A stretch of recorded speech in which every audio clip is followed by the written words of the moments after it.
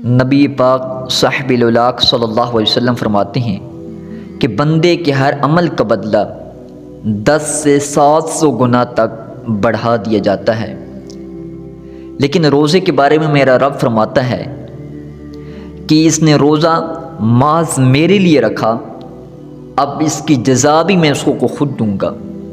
اللہ، کیونکہ بندہ اپنے آپ کو نفسانی خواہشات سے اور کھانے پینے سے روکے رکھتا ہے میری وجہ سے، تو میں رب تعالیٰ اس کو جزا بھی خود دوں گا۔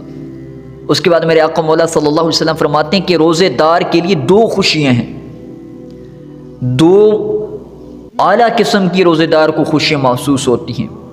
ایک خوشی تو اس وقت کہ جب افطاری کا ٹائم ہوتا ہے، دسترخوان بچھا ہوتا ہے، سامنے اللہ کی طرف سے عطا کی گئے طرح طرح کے اناج موجود ہوتے ہیں، تو اس وقت جو روزے دار کو خوشی محسوس ہوتی ہے، میرے آقا علیہ الصلوۃ والسلام فرماتے ہیں کہ افطاری کے وقت جو روزے دار کو خوشی محسوس ہوتی ہے، یہ سب سے اعلیٰ خوشی ہے۔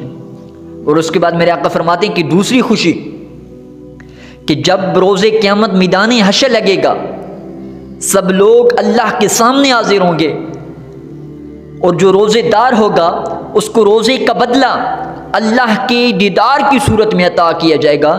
تو میرے آقا فرماتے ہیں روزے دار کو دوسری خوشی اس وقت ہوگی کہ جب روز قیامت وہ اللہ کا دیدار کرے گا۔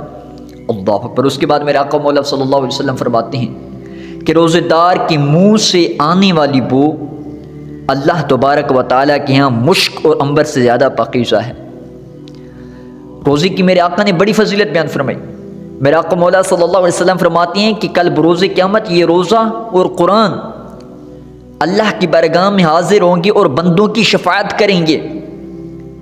روزہ اللہ کی بارگاہ میں حاضر ہوگا، عرض کرے گا باری تعالیٰ اس فلاں شخص نے میرے لیے خود کو کھانے پینے سے اور نفسانی خواہشات سے روک کے رکھا، باری تعالیٰ تیری رضا کی وجہ سے اس نے خود کو بھوکا پیاسا رکھا، نفسانی خواہشات سے روکے رکھا، تو باری تعالیٰ اب میری شفاعت اس بندے کے حق میں قبول فرما۔ اللہ اکبر۔ اس کے بعد قرآن اللہ کی بارگاہ میں حاضر ہوگا، عرض کرے گا باری تعالیٰ کہ یہ فلاں شخص میری وجہ سے راتوں کو جاگا، میری تلاوت کرتا رہا، میری تلاوت کو سنتا رہا، راتوں کو جاگ جاگ کر گزارتا رہا، اب باری تعالیٰ میری شفاعت اس کے حق میں قبول فرما۔ اللہ اکبر۔ روزے دار پر اللہ کے انعامات دیکھیں، وہ لوگ بڑے خوش نصیب ہیں کہ جن کو زندگی میں ایک بار پھر رمضان جیسا عظیم مہینہ ملا ہے۔ میرے آقا علیہ الصلوۃ والسلام فرماتے ہیں کہ جنت کے 8 دروازے ہیں، ان میں سے ایک کا نام ریان ہے کہ جس میں صرف اور صرف روزے دار داخل ہوں گے۔ اللہ اکبر۔ ان کا اس دروازے میں استقبال کیا جائے گا جو روزہ رکھتے ہیں، خود کو بھوکا پیاسا رکھتے ہیں، نفسانی خواہشات سے روکے رکھتے ہیں۔ صرف روزے یہ مطلب نہیں کہ بندہ جو ہے نا صرف خود کو بھوکا پیاسا رکھے، بلکہ روزے کا مطلب یہ ہے کہ اپنی آنکھوں کا بھی روزہ رکھے، اپنی زبان کا بھی روزہ رکھے، ہاں جی، اپنے ہاتھوں کا، اپنی ہر بدن کی ہر چیز کا، ہر اعضاء کا روزہ رکھے۔ اس کو روزہ کہا جاتا ہے۔